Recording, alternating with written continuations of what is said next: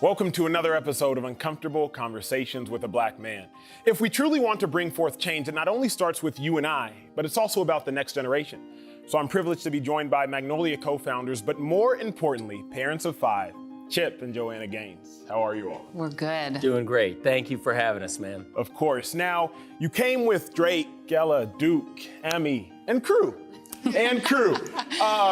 Chip, why was it so important that you bring your whole family here for this conversation? Oh man, when I saw your video, and it's been a couple weeks back now, I can't believe how time has flown, but I mean, bottom line, our family wants to hear what you have to say, and the idea about having an uncomfortable conversation with the Black man, honestly, is exactly what we need for this exact time. No? Okay, why don't you go get a donut, baby? Okay, go get a donut, little bro. Crew's gonna go get a donut. He'll join us later. He's like his mom.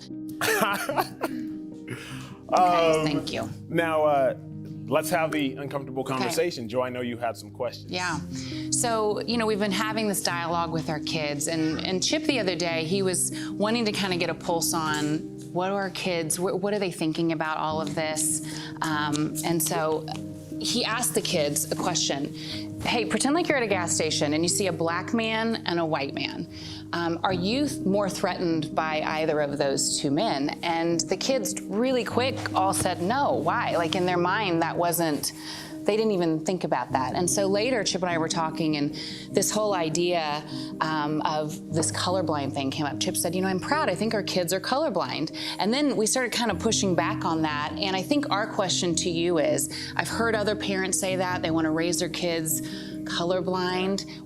In your opinion, what's the best way to move forward with this conversation? I think that it's best that we raise our kids to see color, because there's a beauty in color and there's a beauty in culture. Yeah. So I'm first generation American, and so I didn't grow up with any animals. I didn't grow up with any dogs. And so my sister got attacked by a dog when she was younger. So now as a 29-year-old man, I can't decipher between a dog that's a threat and a dog that's just a pet. Wow. Because I didn't grow up with any animals. And I think that if we don't see color, if we don't expose our children to different colors, two different races, then it'll be the same thing. As a white kid who becomes an adult, you won't be able to decipher the difference between a Black man that's a threat and a Black man that's just Black. Sure. A Black person won't be able to decipher between a white person that's a racist and a white person who's just white and may happen to be racially ignorant. So I think there's a strength, there's a beauty in seeing color. I don't like the concept of color blindness because colors and cultures are beautiful. Amen. It's kind of what makes us human. Exactly. Everybody's got their own differences and uniquenesses. Yes. And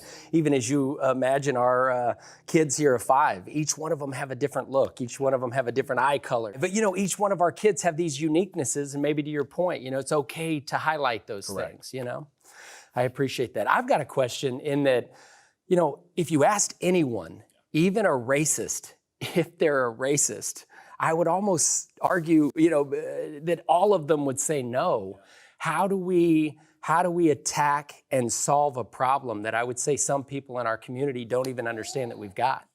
I think that in America, we have to remember history is meant to be remembered, but history isn't always meant to be celebrated.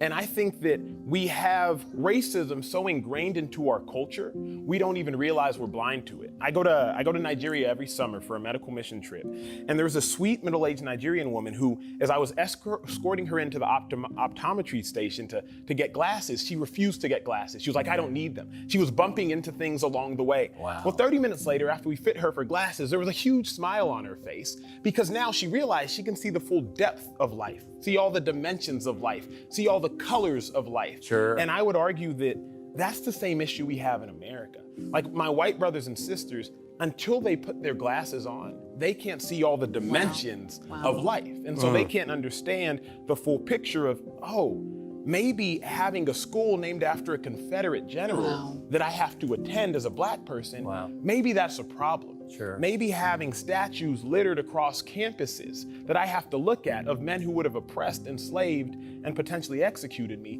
maybe that's a problem. So I think that in America, we have to do a better job of properly discussing and placing our heroes. Sure, Emmanuel, that's powerful, man.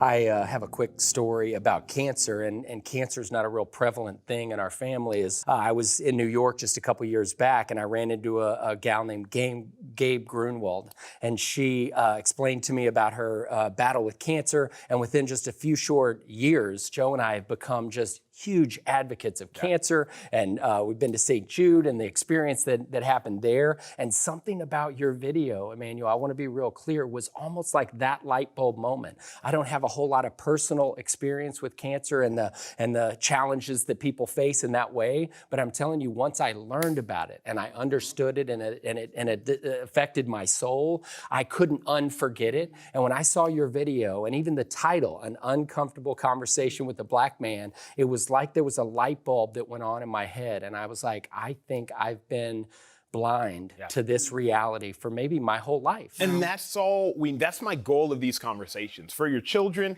for you, for myself. When you hear the phrase, we've come a long way, does that feel right to you? Like, is that accurate? We've come a long way. I would say that it is accurate, but it is incomplete. It's accurate because there was slavery for 339 years. And then after slavery, there were Jim Crow laws. So technically, we've come a long way from slavery to Jim Crow, and then from Jim Crow to the new Jim Crow, the last 70 years or so. Wow. That is coming a long way, right? Black people are no longer enslaved. However, there's still such a long way to go. I mean, think about this for a second. Last week, it was 53 years ago to the day that Black and white people finally were able to be married. We were spending the night here in Waco last night, and I thought about this for a second at a dear white friend's house, and I realized if this was 70 years ago, I would have been executed for that. Wow. Just imagine that for a second. Wow. Sure. If this was 70 years ago and I was staying in a white person's house in Texas as a Black man, I would have been executed for that. So have we come a long way? Absolutely. Do we still have a long way to go? No doubt about it. But I'm hopeful to a degree because of this, because of interactions like this, and more importantly, because of you all. So I know, Emmy, you had a question that you wanted to ask. Yes. Are you afraid of white people? Oh, whoa. That's what I love Wait a about second. children. I mean, that is a phenomenal question. I'm not afraid of white people. I am cautious of white people. I think about water and electricity. Water, necessary for life. Electricity, it's also necessary for life. But I do understand if those two have a negative interaction, it could be lethal. Dang. Wow. And so when I still might use my cell phone charger in the bathroom, as a female, you still might use your curling iron or your blow dryer next to the sink. Sure. But you have to remember, if those two things ever have a negative interaction, it could be lethal. So I'm not afraid of white people, I'm just cautious. And I think the beautiful thing of children and about children is that we learn things as kids and it develops us as adults, which is why you all being here with your children is the most powerful thing, because this conversation could be life-changing. And not necessarily for their life, but for a life of someone who looks like me. Sure. Drake, I know you had a question as well. Yeah. So with all that's going on in the world, do you have hope for the future? Do I have hope for the future? I would say absolutely. But I have hope for the future because of this reason. After I put out my first video, I saw Chip retweeted it.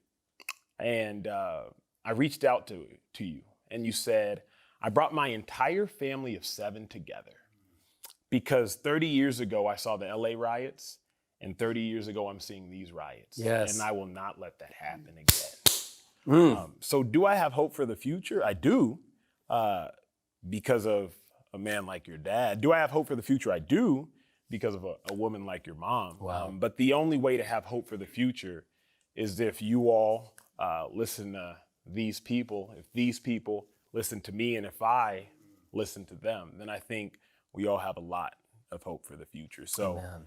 Chip, I thank you, first and foremost, for being willing. Joe, I thank you for being the matriarch of all matriarchs. And I thank you all for watching another episode of Uncomfortable Conversations with the Black Man. Make sure to follow, make sure to subscribe, and make sure to ask your questions because the world needs all of us.